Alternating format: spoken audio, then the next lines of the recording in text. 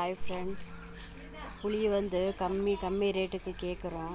ஆனால் காலையிலேருந்து வெயிலில் காய வச்சு பாவம் அது மேலே அந்த தோலெல்லாம் எடுத்து அது நீட்டாக மூடி வச்சு அடுத்த நாள் தான் புளியே தட்டுறாங்க.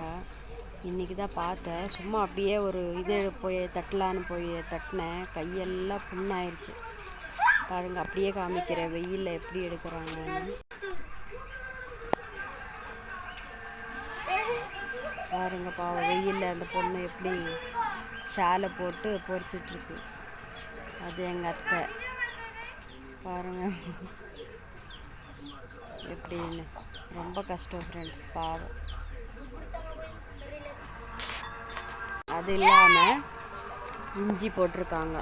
இது வந்து புதுசாக வாங்கிட்டு வந்து வச்சுருக்காங்க. எல்லாம் வந்து மழை வந்தால் தான் இதெல்லாம் போட முடியும் தோட்டத்துக்கு. எல்லாம் வாங்கிட்டு வந்து வச்சுருக்காங்க. மழைக்காக வெயிட் பண்ணுறாங்க.